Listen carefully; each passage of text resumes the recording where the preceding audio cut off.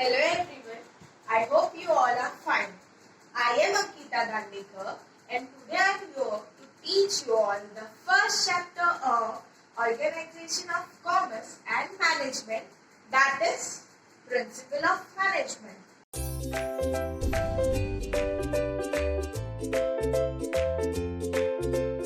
Students, before we start with the chapter Principle of Management, we first need to be clear with the concept of management. Now, what is management? To understand this concept, what is management, we'll see a small story of Miss Luna. Now, who is this Miss Luna? Miss Luna is a teacher as well as a housewife. And being a teacher, a professional worker, as well as a housewife, she needs to carry n numbers of activities in her entire day. So, Miss Luna has to do preparation of breakfast, lunch, dinner.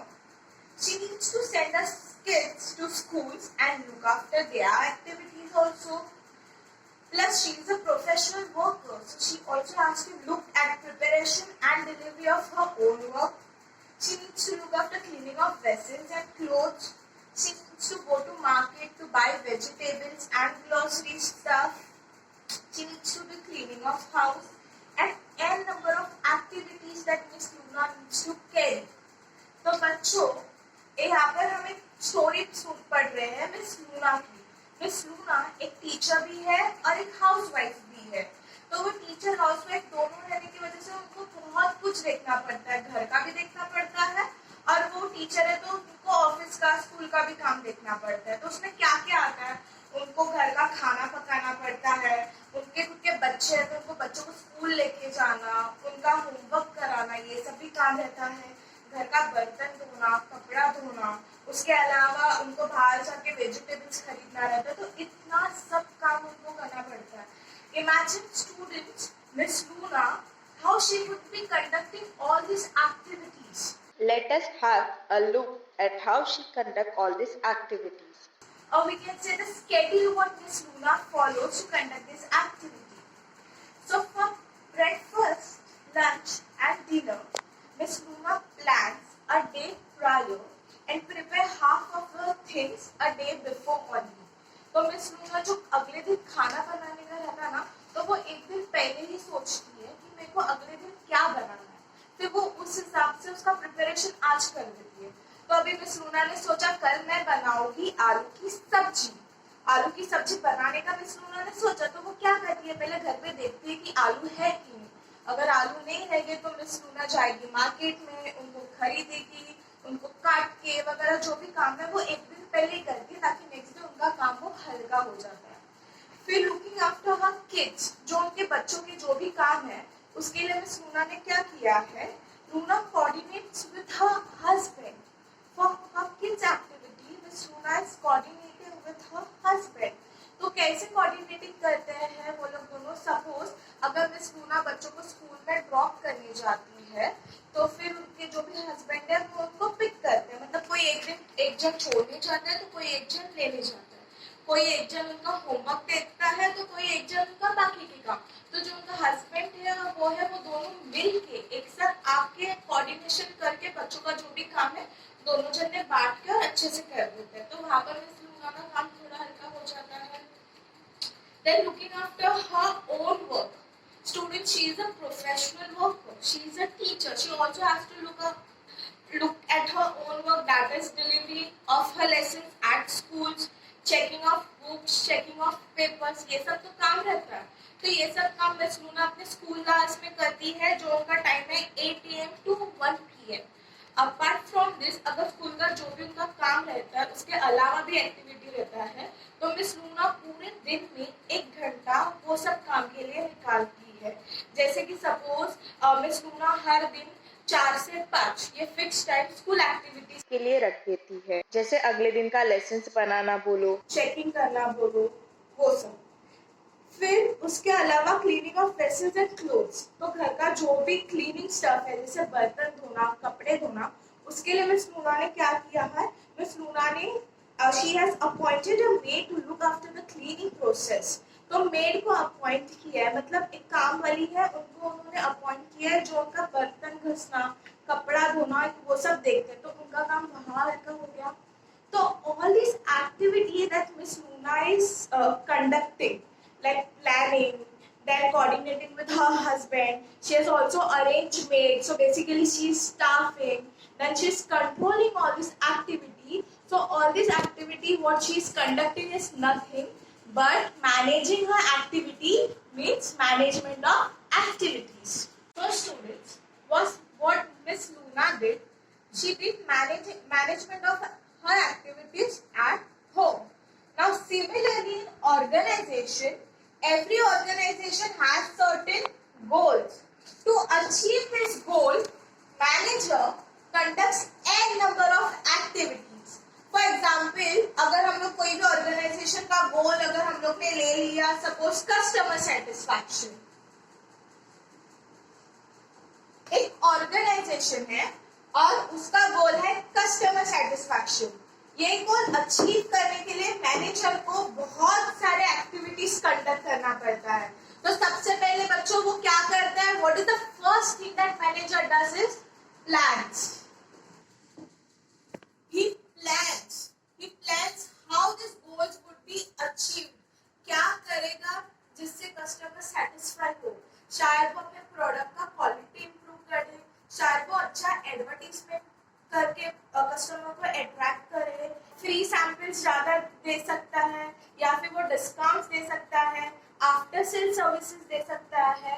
इससे customer satisfy हो जाएगा. तो किस तरीके से वो customer को satisfy करेगा या क्या करेगा, वो प्लान करता है. प्लान करने के बाद वो ऑर्गेनाइज करता है.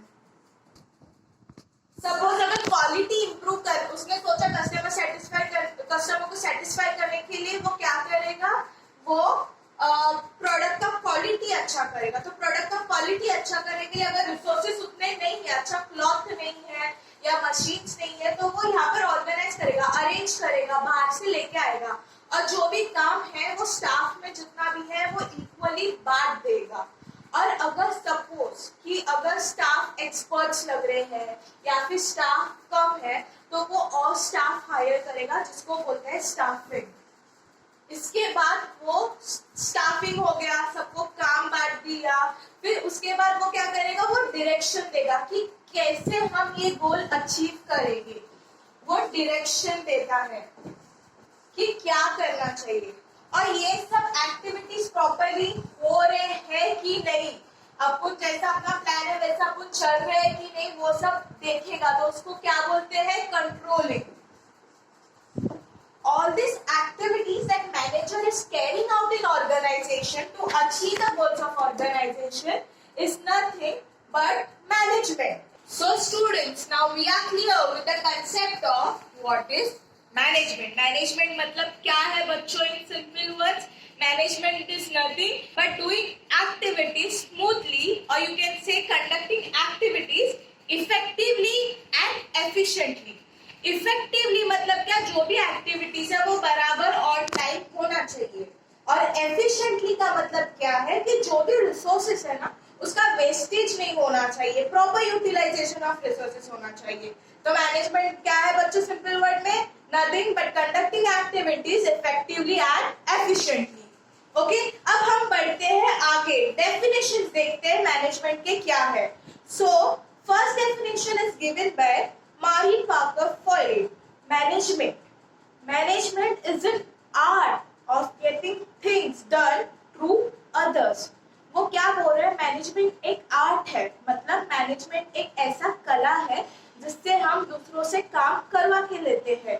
अभी यहाँ पर मैनेजर ये गोल अचीव करने के लिए अपने एम्प्लॉइज से काम कैसे निकाल के ले रहा है. तो शायद वो एम्प्लॉइज को मोटिवेट करता रहेगा, अच्छा इंसेंटिव्स देता रहेगा, बोनस देता रहेगा, अच्छी वर्किंग कंडीशन देता रहेगा, उससे उनका प्रोडक्टिविटी बढ़ता रहेगा. तो फिर ये क्या हो रहा है, एक आर्ट ही हुआ ना, जिस तरीके से वो अपने एम्प्लॉइज को एनकरेज कर रहे हैं, मोटिवेट कर रहे हैं और काम अपना निकाल के ले रहे हैं, प्रोडक्टिविटी इंक्रीज कर रहे हैं. So management is nothing but it is an art through which we get our work done by others. ये हुआ हमारा पहला डेफिनेशन. हम और एक डेफिनेशन देखते हैं जो F.W. टेलर ने दिया है. तो उनके हिसाब से मैनेजमेंट क्या है? Management is the coordination of resources. Coordination of resources मतलब जो भी रिसोर्सेज ऑर्गेनाइजेशन में, तो कौन से रिसोर्सेज रह सकते हैं? ह्यूमन रिसोर्स जो उनके एम्प्लॉयज वगैरह हो गए, फिजिकल रिसोर्स जो उनका वर्क प्लेस हो गया जहाँ पर वो काम करते हैं वो प्रॉपर है कि नहीं, फाइनेंशियल रिसोर्स, फाइनेंशियल मतलब पैसा वगैरह, ये जो भी रिसोर्सेज है इनका प्रॉपरली कोऑर्डिनेशन होना चाहिए। मतलब ये बराबर अमाउंट में रहना चाहिए ताकि जो भी गोल या ऑब्जेक्टिव्स है वो अच्छे से अचीव कर सके। सो management is coordination of all this resources through the process. मतलब ये कैसे कैसे कोऑर्डिनेट करते हैं ये सब रिसोर्सेज के through the process of planning. पहले तो प्लान करते हैं, हम लोग ने देखा, ऑर्गेनाइजिंग, फिर डायरेक्टिंग, ऑर्गेनाइज करना, अरेंजमेंट करना, जो भी काम है वो इक्वली सब में बांटना, और कुछ रिसोर्सेज नहीं है तो उसका अरेंजमेंट करना, फिर एम्प्लॉयज को गाइड करना कि कैसा अचीव करना है वो goals, that is directing, and controlling in order to attain stated objectives. तो एफडब्ल्यूसी ने क्या बोला है कि it is a coordination of resources, मतलब जो भी रिसोर्सेज है उसको इक्वली कोऑर्डिनेट करना। कैसे?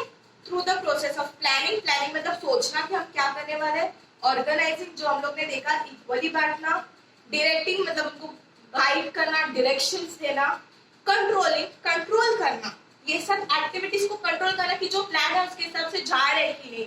क्यों? In order to attain stated objective, जो भी ऑब्जेक्टिव्स है। तो यहाँ पर ऑब्जेक्टिव क्या था अपना कि ये गोल अचीव होना चाहिए जो है कस्टमर सेटिस्फेक्शन का। So students, now we are clear with the concept of what is management. अभी आपको तो अच्छे से पता चल गया होगा कि मैनेजमेंट एग्जैक्टली क्या होता है। तो अभी हम जाते हैं अपने मेन चैप्टर की यहाँ पर जो है principles of management. Now what do you mean by this principles? Principles of management क्या है exactly?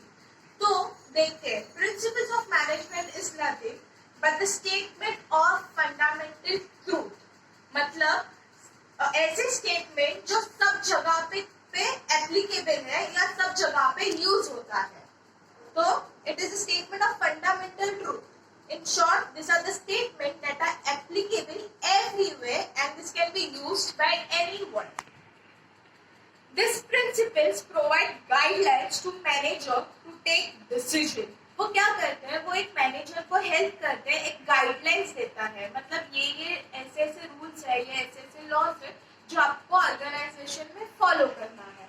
What is this principle of management are also unwritten rules which are used while practicing management. ये कहाँ पर लिखे गए नहीं है, these are unwritten, मतलब ये कहाँ पर लिखा नहीं है, पर ये हम लोग फॉलो करते हैं when we want to follow the entire process of management.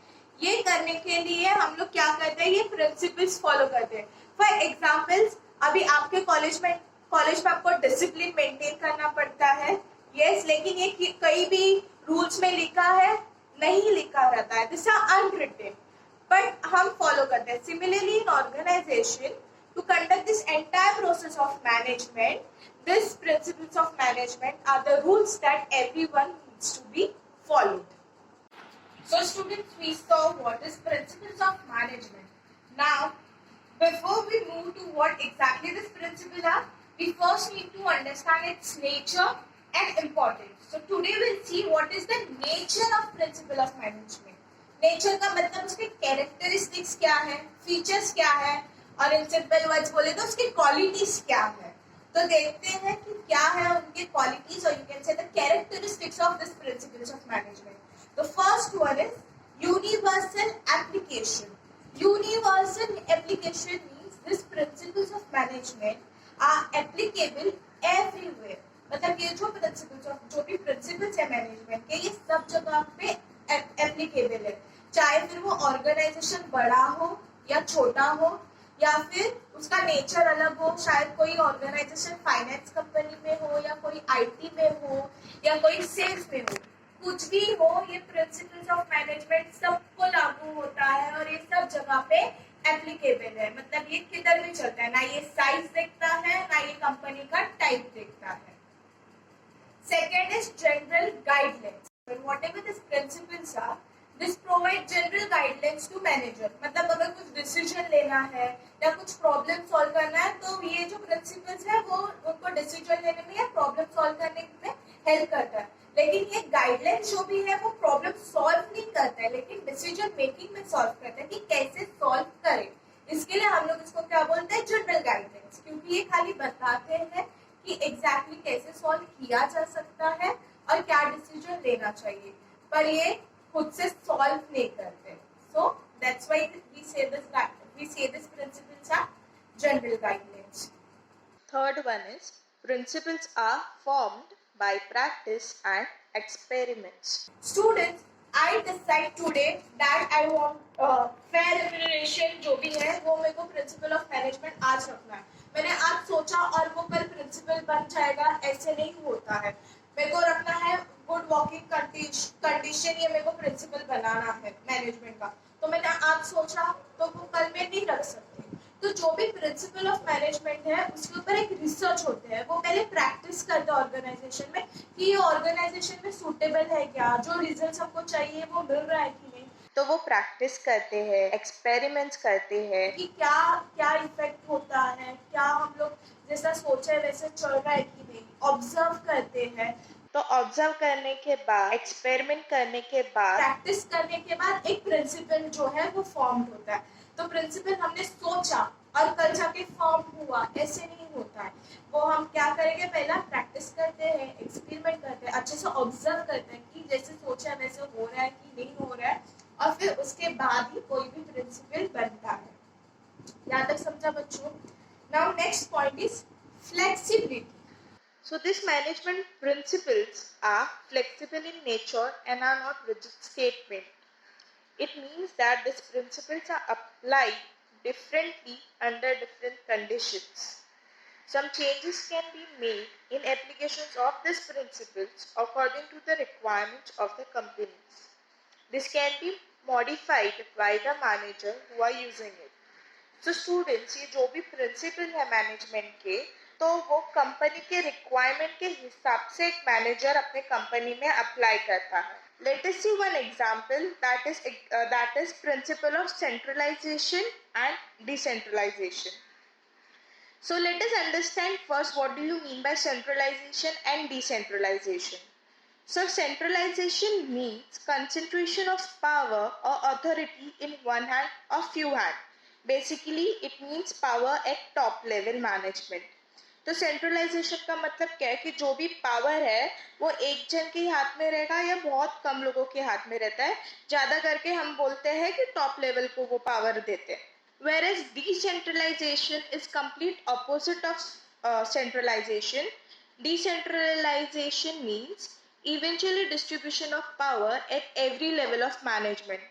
तो डिसेंट्रलाइजेशन में क्या होता है कि जो भी पावर या अथॉरिटी है वो इवेंचुअली जिधर 3 लेवल से अपने टॉप, मिडिल, लोअर, तो वो तीनों लेवल पे वो पावर दी जाती है। ज्यादा करके अगर लोअर लेवल पे भी अगर रिक्वायरमेंट है तो वहां पर उनको भी पावर मिल जाता है। तो जैसे कि we'll take one example like small organization, जैसे कि सोल ट्रेडिंग कंसर्न है। सोल ट्रेडिंग कंसर्न में हम लोग यूज करेंगे सेंट्रलाइजेशन। अगर हम लोग वहाँ पर सेंट्रलाइजेशन इसलिए यूज करें क्योंकि कंपनी छोटा है, तो वहाँ पर एक या दो जन को ही हम लोग अथॉरिटी देंगे, क्योंकि सोल ट्रेडिंग मतलब एक ही इंसान बिजनेस चला रहा है तो उसको ही अथॉरिटी है डिसीजन लेने का।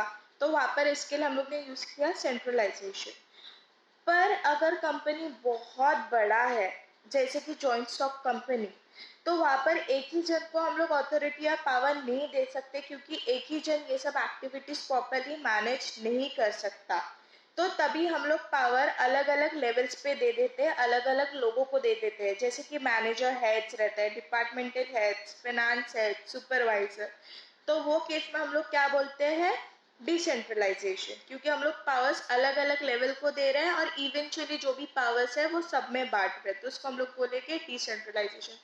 So what students we are doing, we are applying this principle as per the requirement of the company.